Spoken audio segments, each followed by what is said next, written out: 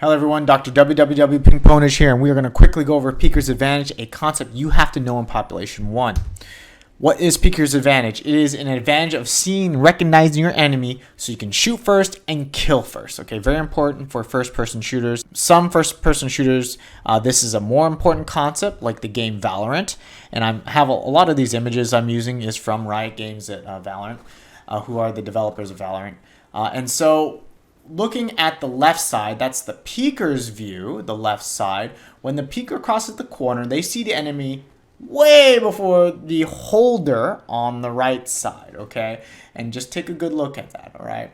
So the person on the left, the peeker, can shoot before the holder really even gets a chance to react, right? And that is why it's so important to understand Peeker's Advantage so you know how to maximize it or minimize it. Peeker's Advantage is made up of several things, or it's influenced by several things. Okay, you have internet lag, the computer hardware, cognitive processing, and that's something you've probably never seen in any of these kinds of YouTube videos, and tactics you can utilize to maximize and minimize this. And that's really where we're going to leave off, okay?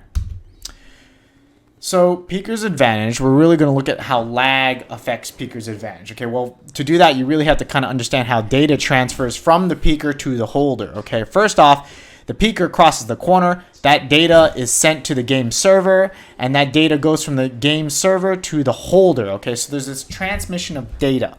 And the problem is if there's any lag involved, particularly from the holder's perspective, that data is going to be delayed. So the holder's even going to have a worse ability to respond to the peeker. Okay, so lag literally delays, and that's what lag is, right? Delay. Lag delays the transmission of data, which is only going to make this Peeker's Advantage worse if you are the holder.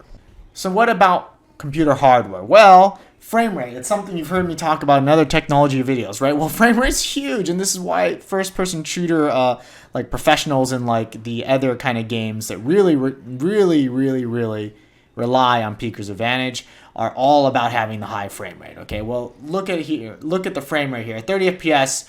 Now, frame rate is essentially how many frames are being displayed on your computer screen or your virtual reality headset per second. Okay, so if you're getting 30 frames per second, it's 30 flickers of an image essentially that are rolling in front of your eyes per second. Now, if you look and compare that to 120 frames per second, where there's many more frames in between, essentially how that's going to help is you're going to be able to see the person who crosses the corner sooner than the other person who has a lower frame rate. Quest 2 usually runs at like 72 frames per second standard, right, if you're not messing with anything. And going from 72 to 120 is huge in my mind, but I even feel the difference from 90 to 120. Totally subjective, of course, but just know that having higher frame rate helps. It's hard to objectively quantify how much of a difference that'll actually get you in game, but it will help. You get visual information on the left.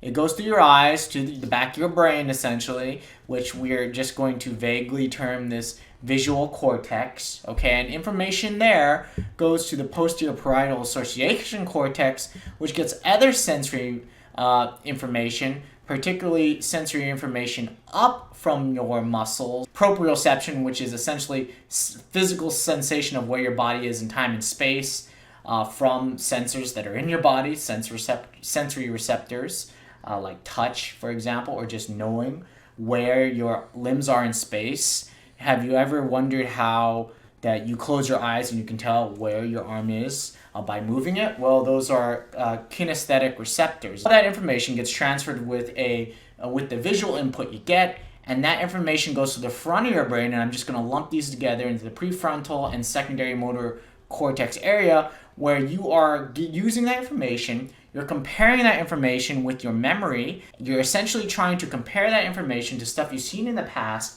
and come up with a plan to do something and react.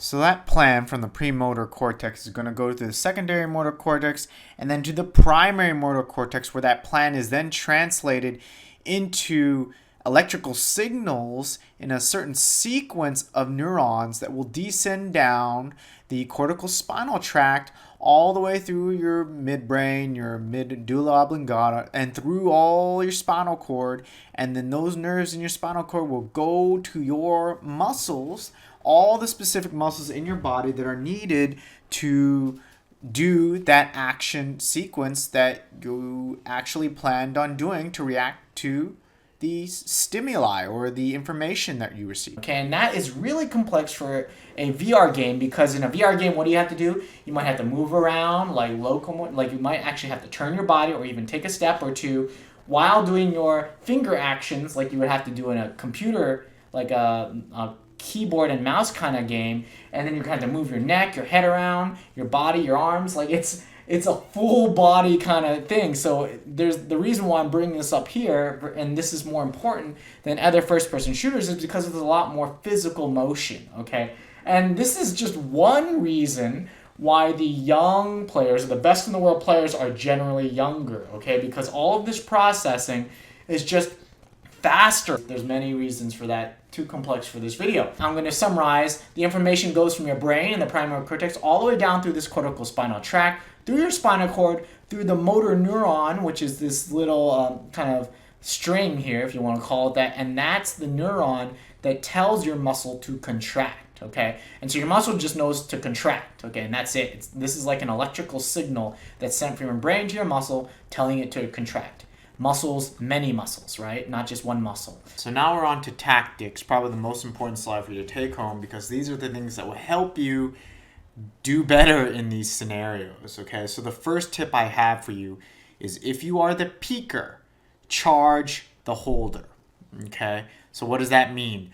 Don't enter an enemy's view slowly. When you're turning a corner, don't inch out a little bit.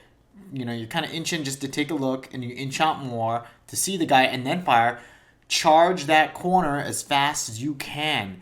Go around that corner as fast as possible. If possible, I would say fly around the corner at all times if the whole fight just comes down to who sees each other first, okay? Clearly, flying is not always the safest thing to do. Considering peeker's advantage, the faster you go, the less chance your opponent has to react. Number 2, if you are the holder, the person around the corner, peek the peeker. As in, don't sit there and wait for them to peek you. Like, if you know that if you hear that person walk around the corner, don't wait there and do nothing, unless you know that person doesn't know you're there, right? And you got to jump on him. That's different. If that person knows you're there and he's turning that corner ready to fire at you, and you're just sitting there waiting, okay, I'm just going to duel it right here, me versus him, you've already lost. Assuming equivalent skill, equivalent lag, equivalent hardware. How do you do it? You want to put yourself in the position where you are actually going to peek the peeker. So an example of that would be, if I'm in a doorway and the guy's outside the building, I'm just going to continue to strafe in and out of the doorway looking at that corner, so that I'm constantly peeking, as in strafe peeking in and out my view, so that when that person turns the corner, I'm going to peek him as he's exposed out in the open. Okay, that's one case where I change that situation to where I am the peeker, okay? Constantly strafing in and out of the building entrance doorway to peek him while he's trying to peek me turning the corner, okay? And that is something you see a lot of pro players do in other first-person shooter. Peek the peeker, that is one way to do it. The second way to do it, or a second way to do it, is if there's a box. Don't just stand there in the open. Get behind the box, and don't even just hold your head there, you know, and just have your gun ready to wait. If you know the person's going to fire at you, peek up and down with your head in your gun, like continuously head up and down with your gun, so that you put yourself in the situation where you become the peeker. You're peeking him as he's trying to turn the corner and peek you. You're always in the advantage if you are the peeker. Number 3 is going to be easier to understand if you understand all the cognitive process we talked about earlier. Okay, well, you can actually prime your sensors in your body, and that includes your visual sensors, your eyes, and all that information that comes in through your eyes. You can actually prime your sensors to react to stimuli faster. What does that mean? You can actually sensitize your sensors. And no, that sounds funny, but you can actually make it so that the information you receive in your body gets translated faster through your body. Well, how do you prime your sensors? How do you do that? How do you make your sensors more sensitive? Well, how I do it is when I'm sitting there and I know, for example, the guy doesn't hear me and I'm sitting in the corner, I'm not moving, so we're not muddying up the situation. I'm just standing there. He's turning the corner. I go, okay, I know he's going to turn the corner. Get ready. What happens when he's going to turn the corner? I'm going to fire, aim for his head. Aim for his head and fire, okay? Nice, easy trigger pull. Aim for his head, fire. That's my plan. But then also, after I had that plan ready, I'm going to go, okay, ready, ready, ready in my mind, right? And then you're kind of priming yourself, ready to react as fast as possible. As soon as you see something visually, like a black pixel, turn that corner, I'm already getting ready to squeeze the trigger, right? Versus, oh, I saw him, now I'm going to do this, now I'm going to react, okay? That sure might happen in less than a second, but we're talking milliseconds here. We want to make you as fast as you can to react. So what I'm telling you is you can actually prime yourself mentally to react to something faster. And it works. I actually have research articles for this for a similar but unrelated topic. All right, so I'm showing this clip of my friend in a tournament game last night. I'm not showing this as a brag or anything. It's because I know the conditions my friend was in. He said he was at a hotel Wi-Fi, and it was pretty obvious to tell. Okay, and so I'm showing this because he is an excellent player and he is my friend, right? So let's watch this normal speed. Okay. Notice how long it took him to react, okay? And normally, he doesn't play like this. He's a really fast reactor, right? He's younger than me. He reacts really, really fast. But you'll note, like, he didn't get to his shotgun and react till way later in that, right? And that's not normal for him. Slow-mo, weapon switch. You'll see right here, right about there, right? His shotgun's out, and he reacted, and he shot, and it was, look what he shot at, right? He was shooting at what he thought was me and probably saw me on that screen, like way over there. I was way around him. I was like totally on the other side. I'm running 144 frames per second. I have like 40 millisecond lag. So I have low, lag and high frame rate. And, cognitive processing, I'll just be straight. His cognitive processing is faster. So, we're talking about all these components together. But he was the holder. I did peek him there, right?